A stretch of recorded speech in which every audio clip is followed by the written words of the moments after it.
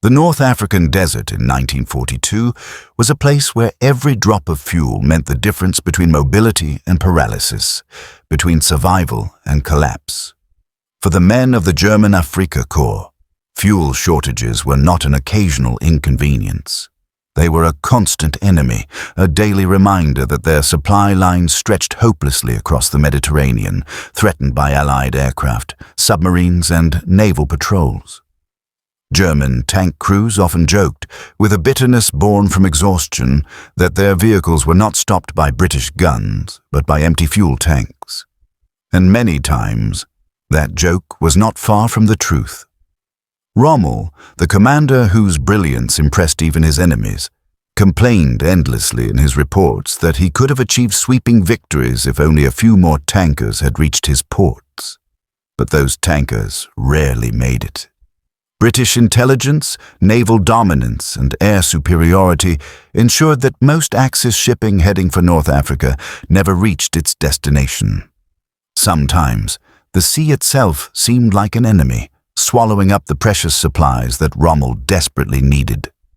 German officers on the ground understood these supply realities far better than the leadership in Berlin. Their world was not maps and theoretical logistics. It was sand, heat, dust, and a gnawing anxiety as they watched fuel gauges sink lower with every mile.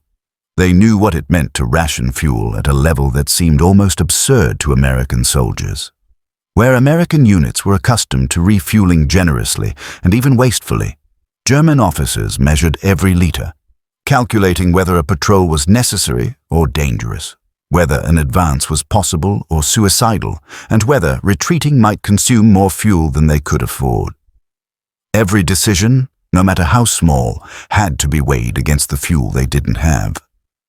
It was in this context of scarcity that an Afrika Korps Colonel led a reconnaissance force on a mission that would unexpectedly become one of the most astonishing moments of his career. When he set out across the desert that day, he expected the usual challenges: avoiding British patrols, preserving limited ammunition, and above all, watching the needle on the fuel gauge drop dangerously low. What he did not expect was to stumble upon an American supply dump so massive, so overflowing with resources, that it seemed impossible. It was like discovering an oasis the size of a city, filled not with water, but with everything his army lacked. As the German vehicles approached the seemingly abandoned site, the officers braced for an ambush. Such abundance in the desert was usually a trap or a sign that enemy forces were lurking just beyond the dunes. But as they moved in cautiously, weapons ready, they saw no movement, no resistance, no guards at all. What they found instead were row upon row of fuel drums, stacked in tall, neat lines that stretched farther than the eye could see. There were mountains of ammunition, crates of spare parts, food supplies, medical equipment, even personal goods that German soldiers viewed as luxurious beyond imagination. The colonel stared at the thousands of fuel barrels, each one marked with bright American symbols and labeling that looked almost surreal to men who were used to scraping by. He knew his monthly fuel ration. Every officer in the Afrika Korps knew it. They lived by it, they cursed it, and they planned operations around it. But what he saw now was not his monthly ration. It was not even his seasonal allocation. It was more fuel than his entire regiment could burn in several months of combat. And it was all sitting here, untouched, as if America's war machine had so much to spare that it could stack oceans of supplies in the middle of a desert and not even notice when some of it went missing. The German soldiers were stunned. They walked among the stacks of fuel drums, touching them to make sure they were real. They opened crates to see if they were actually filled or simply empty shells. When they discovered that each one contained high-octane fuel, the kind they desperately needed, the sense of disbelief only deepened. For the colonel, the moment revealed a harsh truth that Germany's high command had refused to accept. The United States was fighting a different kind of war. A war powered by industrial strength so vast it rendered German rationing almost meaningless. To the men of the Afrika Korps, this American supply dump looked like a miracle or a fantasy. They could hardly comprehend how much fuel was present. One officer later wrote that it was enough for his entire brigade to operate without concern for weeks. Another remarked that he had never seen such abundance, even when Germany was thriving early in the war. And the colonel, after doing some quick mental calculations, realized something that chilled him more than the desert night ever could. This single American stockpile contained more fuel than he was allocated in an entire month. In fact, depending on how the numbers were interpreted, it contained several times his monthly ration. And yet, to the Americans, this was simply one of many supply points. One of countless depots scattered across North Africa. A single node in a logistical network so vast, so efficient, and so thoroughly supported by industrial might that losing even a portion of it would barely be noticed. While German generals agonized over whether they would receive a handful of tankers in a given month, American officers debated how quickly they could expand their supply lines to support more vehicles, more troops, and more operations. This moment in the desert was not just a logistical discovery. It was a glimpse into the real reason the war was turning against the Axis. The Afrika Korps Colonel could see what Rommel had warned repeatedly, but what German leadership failed to grasp. Germany was not losing North Africa because its soldiers were inferior. They were tough, disciplined, and often brilliantly led. They were losing because the United States could put more material into the field than Germany could ever hope to match. It could supply more vehicles, more food, more ammunition, and above all, more fuel. As the German soldiers marveled at the abundance around them, the colonel began issuing orders. Fuel drums were to be collected immediately. Trucks were to be loaded until their suspensions groaned under the weight. Every vehicle was to be filled to capacity, and additional fuel containers were to be lashed to the sides of tanks and armored cars. Men cheered as they filled their fuel tanks to the brim, a luxury none of them had experienced since arriving in Africa. For once, they would not have to drive with the fear that their engines would sputter out in the middle of nowhere. But even in this moment of unexpected fortune, the colonel understood the deeper meaning of what lay before him. He knew this was not a sign of German strength. It was a sign of American power, a power so overwhelming that even its excess could supply an enemy unit for weeks. He knew that while this depot would prolong his regiment's ability to fight, it would not change the outcome of the war. No matter how much they captured, the Americans had more, infinitely more, coming behind it. Still, the colonel could not help but imagine what Rommel would think if he saw this place. Rommel, who had argued tirelessly that logistics were the true key to victory in North Africa. Rommel, who understood better than anyone that bravery, tactics, and even brilliant strategy were useless if your tanks were dry, your men were hungry, and your ammunition was limited.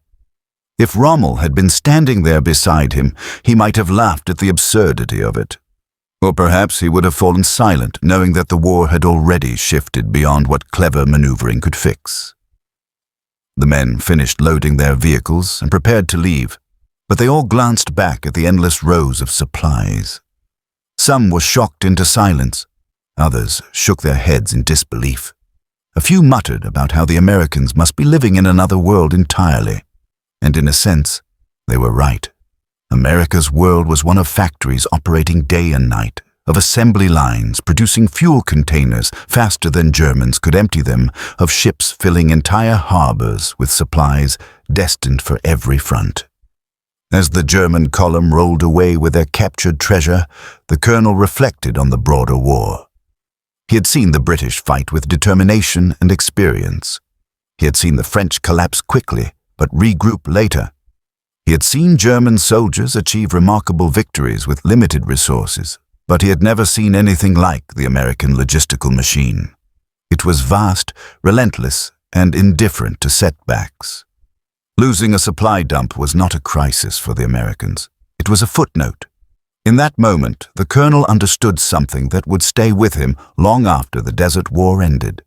He realized that wars are not won by courage alone, nor by brilliant generals or daring maneuvers.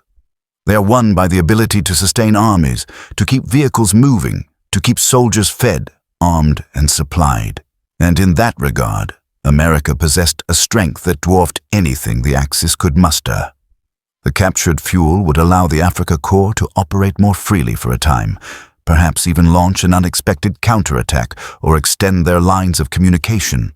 But it was a temporary advantage, a single bright flash in a darkening sky. The colonel knew that once this fuel was gone, they would return to the familiar cycle of scarcity, rationing, and desperate improvisation. Meanwhile, the Americans would continue pouring supplies into the theater at a rate Germany could never hope to match.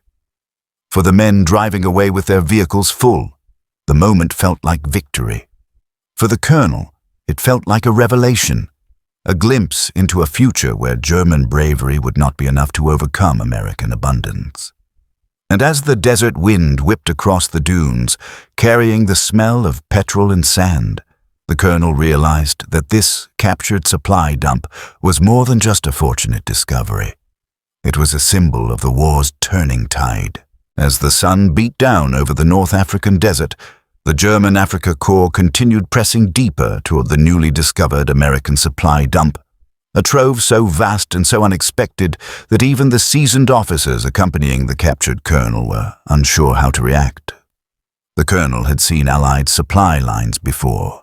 Lean, practical, usually guarded, often stretched thin across long distances, but nothing compared to the overwhelming abundance in front of him. Rows of containers, stacks of fuel drums, and mountains of ammunition all stood neatly arranged, untouched by battle and fully stocked as if the war did not exist. For the colonel, the scene struck a stark contrast with the reality he had lived for months. His own fuel allotment barely supported a single armored regiment after long weeks of marching and fighting. Here, the Americans had left behind enough fuel to run an entire Kampfgruppe for weeks, maybe longer. It was not just surprising, it was humiliating. This was the kind of logistical power he had heard whispers about, the kind of abundance German intelligence officers speculated on, but seeing it physically laid out in the desert brought a sharp understanding. This was what Germany was fighting against. His captors watched him closely, wondering what he thought. He said nothing at first. Instead, he walked slowly past the endless drums stamped with bright American markings, numbers, and dates. Then he turned to one of the American officers and asked a simple question. "Is this meant for a division?" The officer shrugged casually and said it was only a forward resupply point. The colonel stopped. Even the desert wind seemed to pause. If this was only a forward point, then the real American supply network behind it must have been unimaginable. He felt no anger, only clarity. Germany could win battles, but the United States could win wars. No matter how skilled German soldiers were, no matter how experienced the Afrika Korps had become, they were fighting an enemy with resources that seemed limitless. The convoy moved him further toward the Allied lines. Along the way, the colonel closely observed everything. Vehicles that did not appear worn, boots that were not falling apart from long marches, uniforms crisp and clean, and most importantly, soldiers who did not look tired. They were well-fed, well-supplied, and confident. They were not better than German soldiers, but they were supported better than any force he had ever seen. Even Allied vehicles carried more fuel internally than many German tanks could store externally. Some trucks even carried reserve tanks mounted on their sides. For the colonel, these small details painted a larger picture. While the Afrika Korps rationed every drop, the Americans seemed to operate on the assumption that fuel was something that would always be available. That attitude, the confidence born of industrial might, was far more dangerous than any tank. As they approached a larger American camp, the colonel heard aircraft engines overhead. A flight of Allied planes circled casually, supported by fuel reserves that the colonel could not even imagine having access to. A single day of American air operations could consume more fuel than his regiment received in an entire week. He knew this because intelligence reports had hinted at such numbers, but witnessing it in person left a deeper impression. Each roar of the engines reminded him that Germany was fighting a war it could not sustain.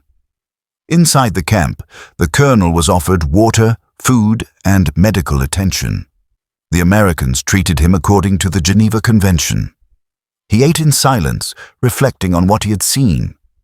The food was simple, but even that simplicity was abundant. Canned beef, vegetables, biscuits, and more. Items that his own men received only occasionally.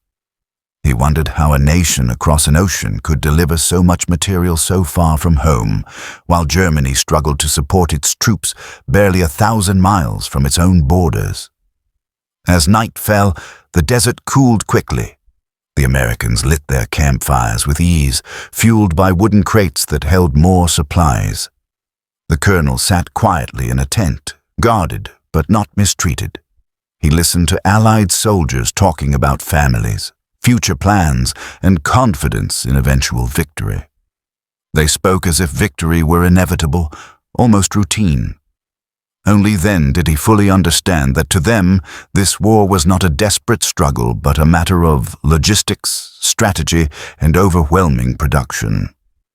One American mechanic moved between vehicles with relaxed precision, replacing parts from crates stacked taller than himself.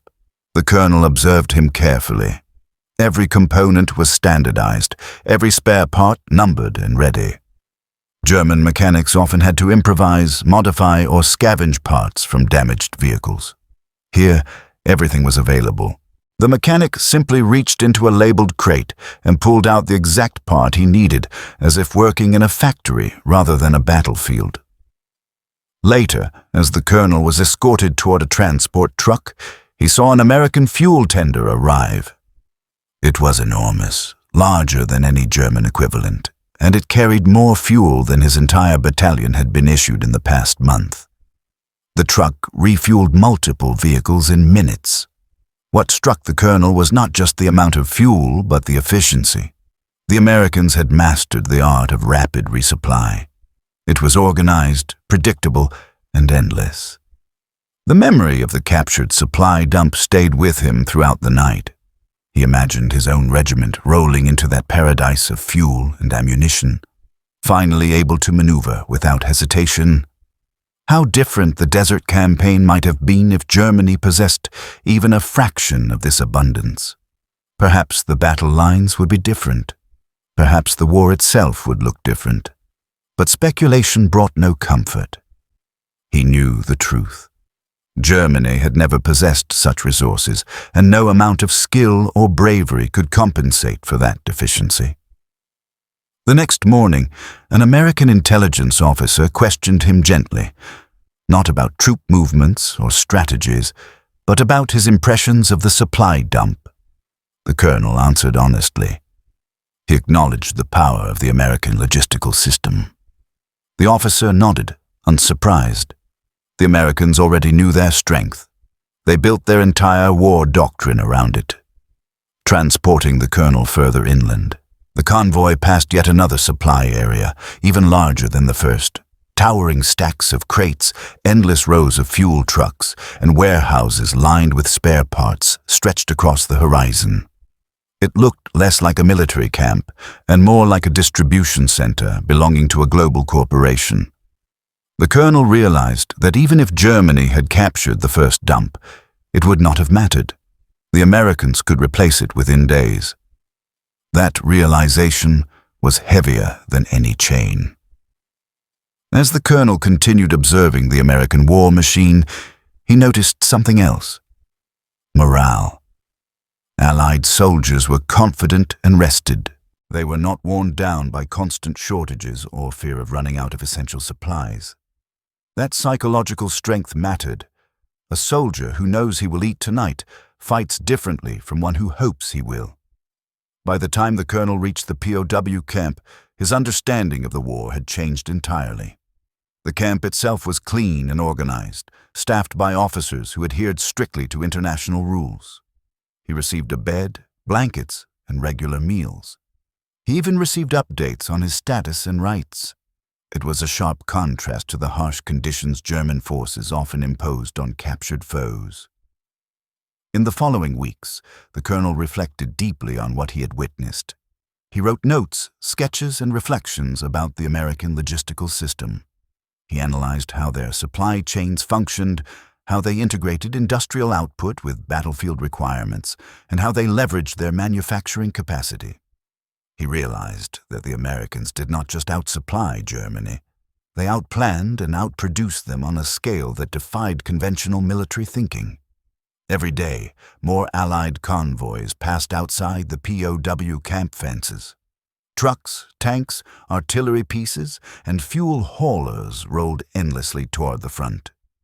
Each convoy reinforced the colonel's belief that the war's outcome was already set, not because of any single battle, but because of the unstoppable tide of material flowing from American factories. The colonel later remarked to another prisoner that Germany's real defeat had begun long before El Alamein or Tunisia. It began the moment the United States mobilized its industry. What he saw in the desert, the supply dump, the convoys, the warehouses, was the physical manifestation of that industrial power. It was a force that no army, no matter how skilled, could overcome. His final reflection was simple. Tactics win battles, but logistics win wars. And in North Africa, he had witnessed a logistical system so overwhelming that it reshaped his entire understanding of modern warfare. The war would continue for years, but for the colonel, its conclusion had already been written in the sand of that silent, sun-baked supply dump, a place where America's industrial might spoke louder than any tank or gun. A place where the Afrika Korps learned that courage could not overcome fuel shortages and strategy could not replace supply lines. A place that revealed the truth. Germany's defeat was not merely a battlefield loss, but a logistical inevitability. The Luftwaffe was being outnumbered, outbuilt, and outlasted, and no amount of courage or sacrifice could change that. He turned his aircraft toward home, the distant sound of bombs echoing behind him, knowing that tomorrow the sky would look exactly the same, and the day after that.